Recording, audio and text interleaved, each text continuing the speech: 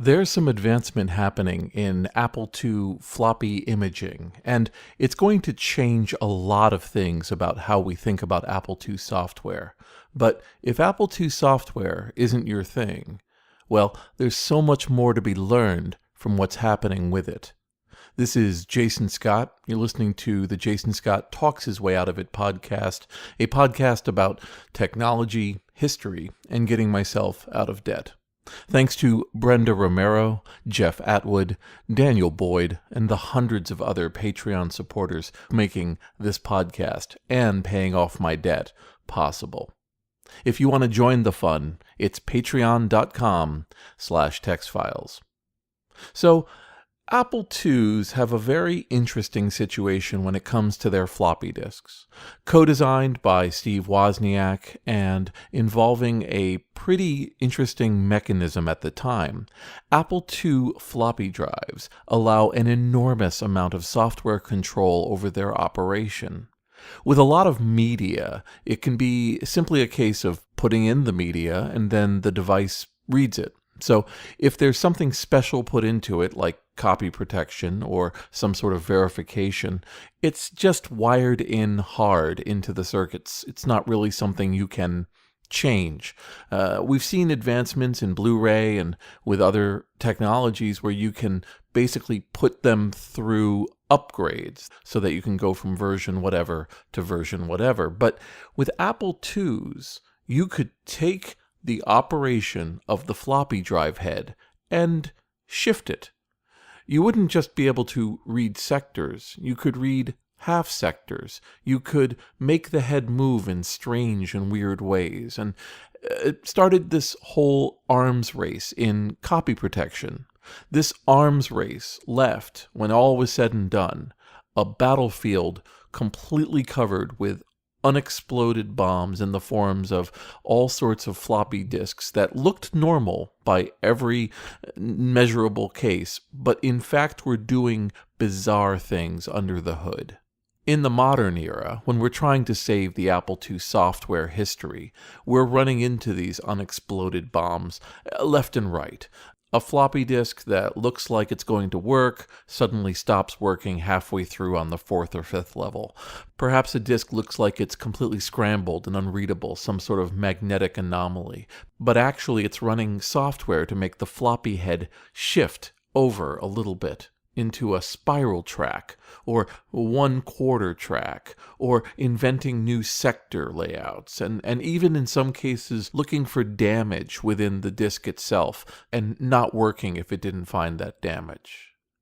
If you've followed me at all, you know that I am the biggest fan of 4AM, a Apple II cracker who is tireless in creating these wonderful, clean cracks of vintage Apple II software.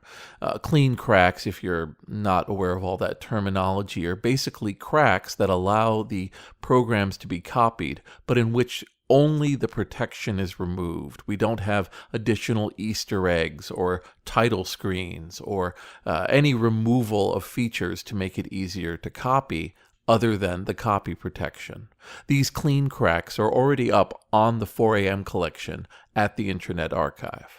This is wonderful work because 4AM documents what they do. You look up this particular 4AM project and you won't only see a cracked game of, say, Crisis Mountain or Dino Eggs, but you will also see a walkthrough, byte by byte, explaining the trials and tribulations, the ups and downs of software cracking. It's really precious, and we've been so lucky to have so many hundreds of these 4AM projects happen. In fact, 4AM, just to mention, is like having a rocket scientist show up to a preschool, because there's a program they've made called Passport, and it automates most of the cracking projects. This means that unless something is particularly new, we're not going to see a large write-up, but simply a case that Passport did all the right things.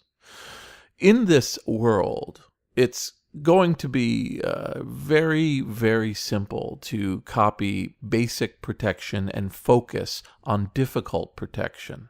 But at the end of the day, these are still modified Apple II disks. They're not the original disks. And if we're going to tell ourselves that we're doing something good for preserving all the aspects of Apple II floppies, we're going to need a format that encapsulates all of the intricacies. Enter the WOZ format. Created by John Morris, this format allows all of the protection and idiosyncrasies of Apple II floppies to end up in the file, along with metadata and a lot of other aspects. So this format is created by a hardware product called Applesauce that is coming out this year. Multiple people have it in their hands. It's not vaporware. And it creates an image in WOZ format using a regular Apple II floppy drive that is being controlled by this tiny box. And the resulting WOZ files are large. They're in the megabytes, but they really do truly capture pretty much all of the aspects of the Apple II floppies. The next step is having emulators that can play it.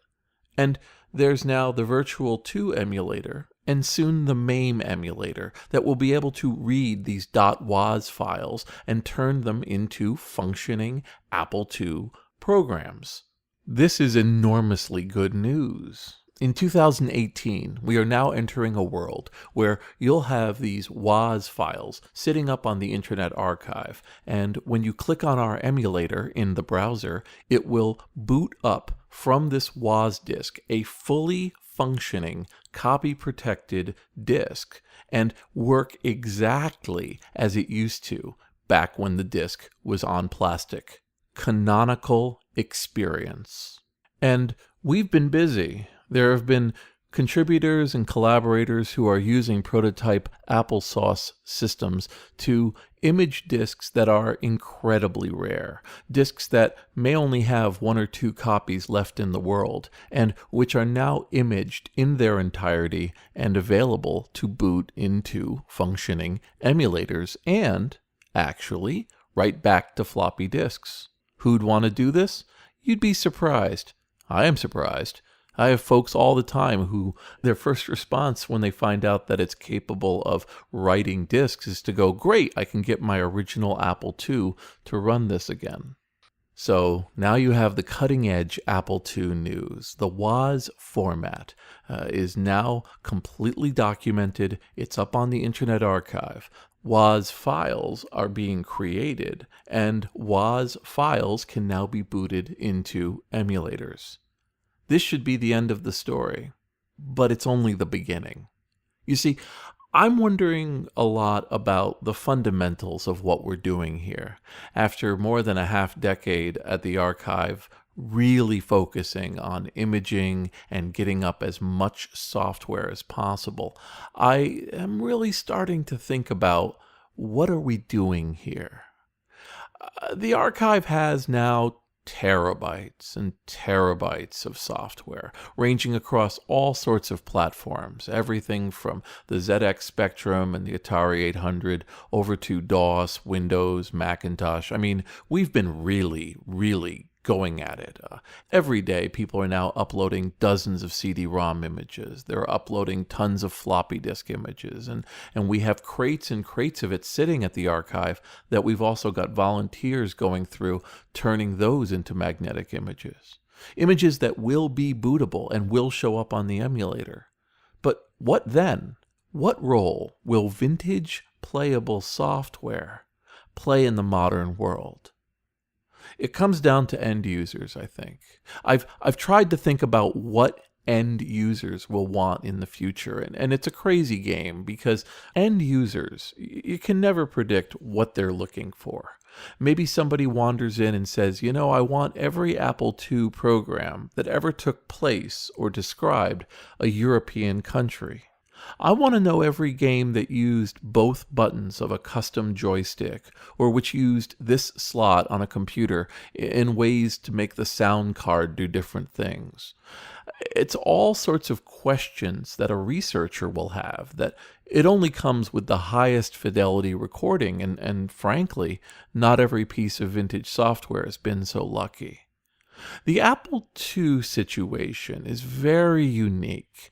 It's a very thriving community. I go to Kansas Fest every year, the week-long Apple II festival, and it might as well be a machine that came out 2 years ago for all of the excitement.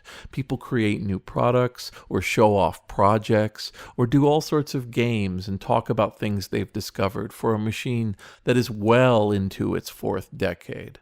It's got crackers who are taking software and make it run again. It's got top-notch coders who are playing with the code.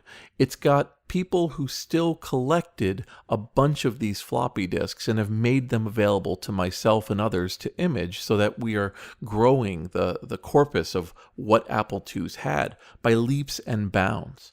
It's a perfect storm. It's the ideal situation. But is that even enough? We can digitize every manual at 600 dpi into TIFFs and make them readable on the archive down to the tiniest piece of a letter. We can take all of these programs, make them playable, sort them, integrate them with the Moby Games collection of Apple II information, and have full descriptions of what people are playing and link them to a manual. Is that enough? What about the fact that there's games down there that never got the love, that people don't know about, that need someone to say, hey, everyone, I know you never heard of this game, but it only sold through a few ads in Compute magazine? Maybe we should take a stronger look at it. Here's what I've learned playing it. In fact, one of the unintended audiences for a lot of this software turns out to be YouTube channels. Channels where somebody makes it their goal to play a whole bunch of games from an older platform and walk through playing it so that they make funny commentary and experience it for the first time for the audience. Those people are hungry for content. They need to find more software. So for them, playing Apple II is just around the bend and will provide some amount of entertainment. But that's not history, is it? I mean, they could try to track down the original creators of these programs. We've been so lucky to find many of these folks before they're gone. We could try to figure out which companies did what, which ones innovated along which way. I mean, we could become true and honest scholars in the Apple II software industry and cross-correlate with a timeline and a clickable interactive 3D graph. But to what end? Is that what people want? I mean, every day on the internet we get told about some amazing project that represents somebody's months or years of work, where they've gone ahead and taken a bunch of information and collated it and made an amazing interface to it, and you go over to it, and what's your first thought? Well, I mean, your thought might be how the interface is cool and that it's got this neat 3D effect and it mentions something that matters to you, and you click on it and say, yep, that's the thing that matters to me. But is that as far as it gets? Are we going to get TV Guide capsule reviews, or are we going to get film criticism essays? Are we going to find a beautiful unifying theory of Apple II software, or are we going to be content to have the same 20 or 30 games that everybody plays once or twice and remembers or messes with until it bores them? I don't know.